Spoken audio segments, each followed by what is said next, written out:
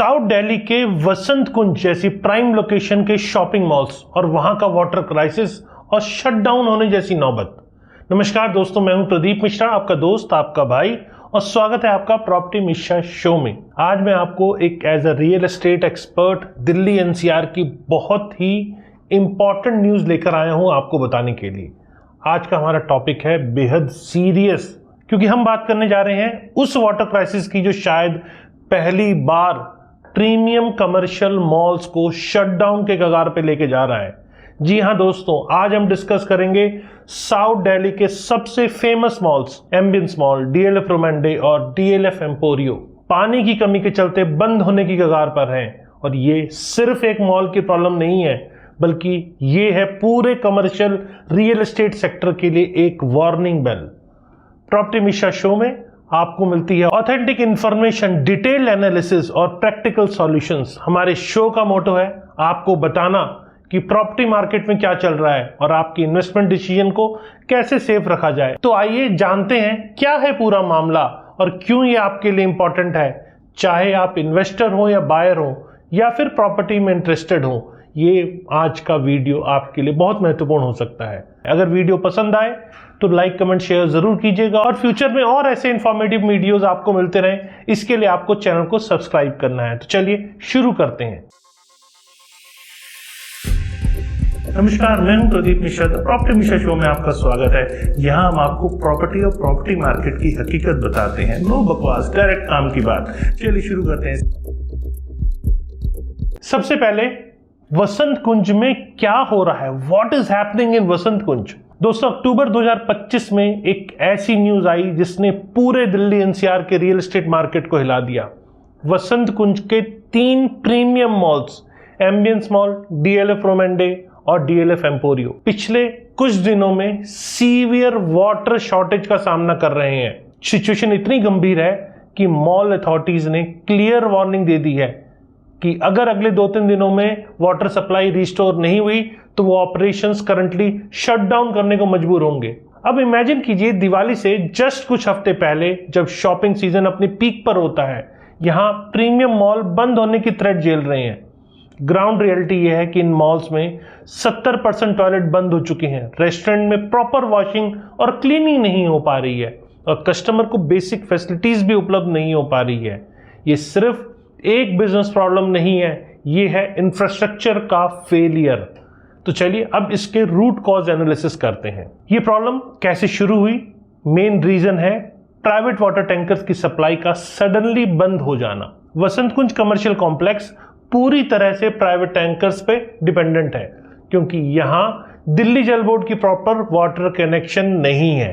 ये एरिया 2008 में डेवलप हुआ था, लेकिन तब से लेकर अब तक गवर्नमेंट वाटर सप्लाई का प्रॉपर अरेंजमेंट नहीं हो सका है। नॉर्मली डेली 25 से 30 टैंकर आते हैं, लेकिन पिछले कुछ दिनों में एक भी टैंकर नहीं आया है। इसके पीछे नेशनल ग्रीन ट्रिब्यूनल का सितंबर 2025 का ऑर्डर है, जिसमें इलीगल बोरवेल से वाटर थेफ्ट को लेकर स्ट्रिक्ट एक्शन की बात कही गई है। पुलिस ने एनजीटी के डायरेक्शंस के ऊपर प्राइवेट टैंकर्स को स्टॉप कर दिया, क्योंकि ये टैंकर इलीगल बोरवेल से वाटर ले रहे थे। अब इसके फाइनेंशियल इंपैक्ट एनालिसिस करते हैं। फाइनेंशियल इंपैक्ट एनालिसिस में एम्बियंस मॉल अकेला डेली 700 किलोलीटर वाटर कंज्यूम करता है। एक टैंकर में 12 किलोलीटर वाटर होता है अक्सर, और कॉस्ट आती है करीब 1200 रुपए पर टैंकर। इसका मतलब है डेली वाटर कॉस्ट अप्रोक्सीमेटली 70,000 रुपए होती है सिर्फ एम्बियंस मॉल के लिए। तीनों मॉल में मिलाकर डेली वाटर एक्सपेंस करीब 2 से 2.5 लाख रुपए तक जाता है। शटडाउन के केस में बिजनेस लॉस का एस्टिमेट करें तो एम्बियंस मॉल में करीब 175 शॉप्स हैं, 20 फूड कोर्ट आउटलेट हैं और 15 प्लस रेस्टोरेंट्स हैं। एवरेज डेली फुटफॉल 15 से 20 हजार होता है। स्पेशली फेस्टिवल सीजन में पर पर्सन एवरेज स्पेंडिंग 2000 से 3000 रुपए अगर माने तो डेली रेवेन्यू लॉस 4 से 6 करोड़ तक हो सकता है। ये सिर्फ एक मॉल का कैलकुलेशन है, तीनों मॉल को कंबाइन करें तो डेली बिजनेस लॉस 10 से 15 करोड़ रुपए तक जा सकता है। अब इस न्यूज का रियल एस्टेट मार्केट पे भी इंपैक्ट पड़ना लाजमी है।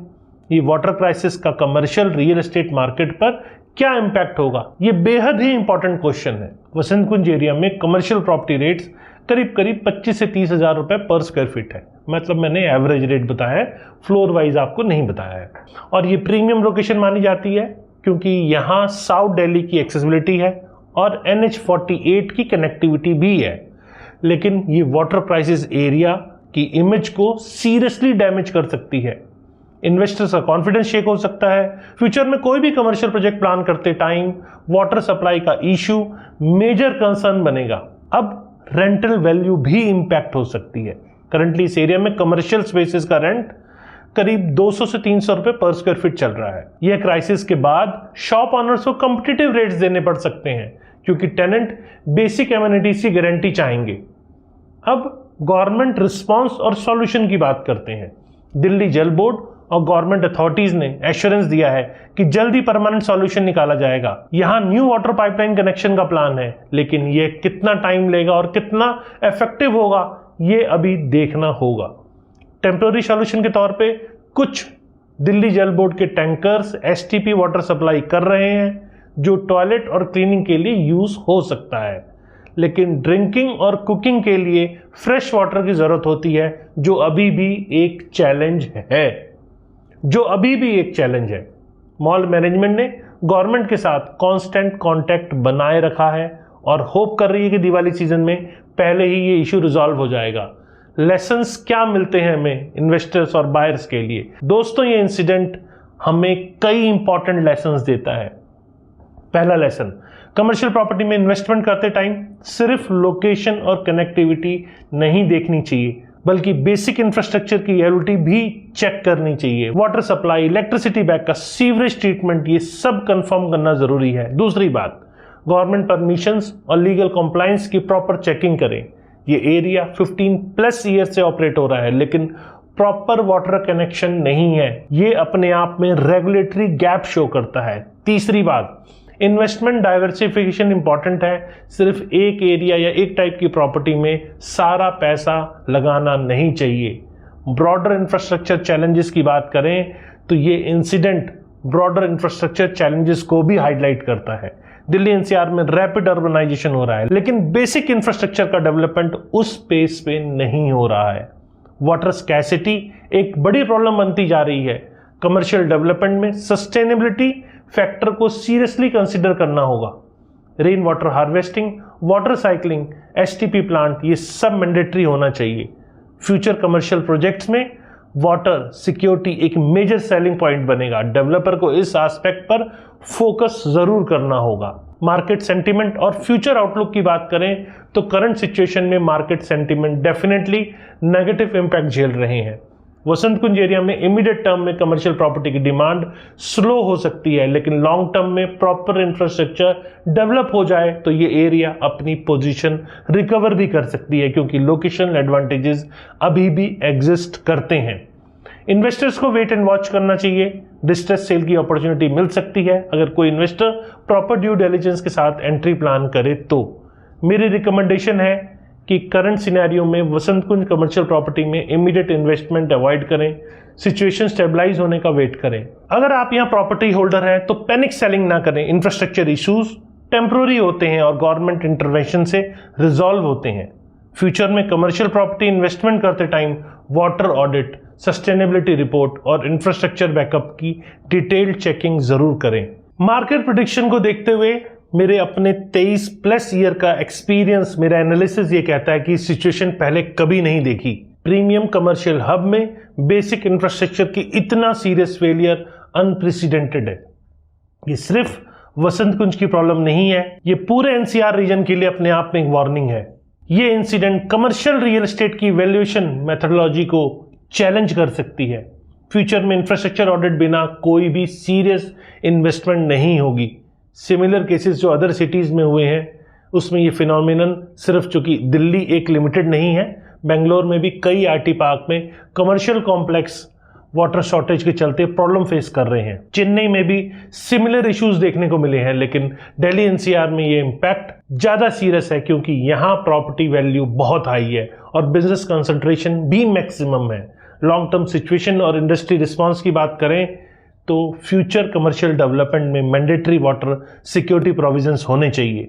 Self sufficient water management system, multiple backup sources और रिसाइकलिंग फैसिलिटीज एसेंशियल हो गई हैं।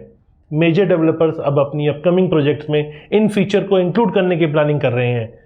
ये कॉस्ट इंक्रीज करेगा लेकिन लॉन्ग टर्म सस्टेनेबिलिटी के लिए बहुत ज़रूरी है। अब इम्पैक्ट ऑन एम्प्लॉयमेंट और लोकल इकोनॉमी की बात करें तो इस क्राइसिस का इम्पैक्ट सिर्फ मॉल ओनर्स तक लिमिटेड नहीं है। थाउजेंड ऑफ एम्प्लॉइज जो इन मॉल्स में वर्क करते हैं उनकी लाइवलीहुड भी इफेक्ट हो रही है। टेम्पोररी शटडाउन के केस में सैलरी इश्यूज भी हो सकते हैं। लोकल इकोनॉमी पर भी मेजर इम्पैक्ट है क्योंकि ये mall significant tax revenue generation भी करते हैं और एम्प्लॉयमेंट भी प्रोवाइड करते हैं। टेक्नोलॉजी सॉल्यूशन और इनोवेशन की बात करें तो ये क्राइसिस टेक्नोलॉजी बेस्ड सॉल्यूशन की नीड को हाईलाइट करती है। Smart water management system, IoT based monitoring और प्रिडिक्टिव एनालिटिक का यूज करके ऐसी प्रॉब्लम्स को प्रिवेंट किया जा सकता है। सम एडवांस्ड कमर्शियल बिल्डिंग में ऑलरेडी ऐसे सिस्टम इंप्लीमेंट हो रहे हैं जो वाटर यूजेस को ऑप्टिमाइज करते हुए और शॉर्टेज की अर्ली वार्निंग भी देते हैं। ये वसंत कुंज वाटर क्राइसिस एक वेकअप कॉल है पूरे रियल एस्टेट इंडस्ट्री के लिए। ये बताती है कि किसी भी प्रीमियम लोकेशन में बेसिक इंफ्रास्ट्रक्चर की कमी कैसे सीरियस प्रॉब्लम क्रिएट कर सकती है। प्रॉपर्टी मिशन शो में हमेशा हम स्मार्ट इन्वेस्टमेंट वही है जो सिर्फ रिटर्न नहीं बल्कि सस्टेनेबिलिटी भी देखे, ये बताते हैं आपको। ये इंसिडेंट उसका परफेक्ट एग्जांपल है। आने वाले टाइम में कमर्शियल रियल एस्टेट में इंफ्रास्ट्रक्चर रेजिलियंस एक मेजर फैक्टर बनेगा। इन्वेस्टर्स और डेवलपर्स दोनों को इस एस्पेक्ट पर सीरियस अटेंशन देना होगा। तो दोस्तों आज का ये था मेरा एपिसोड। अगर आपको इन्फॉर्मेशन हेल्पफुल लगी तो लाइक करें, शेयर करें, कमेंट करें और फ्यूचर में रेगुलर आपको अगर ऐसे और एनालिसिस देखने हैं तो फटाफट चैनल को सब्सक्राइब कर लीजिए। नमस्कार और जय हिंद।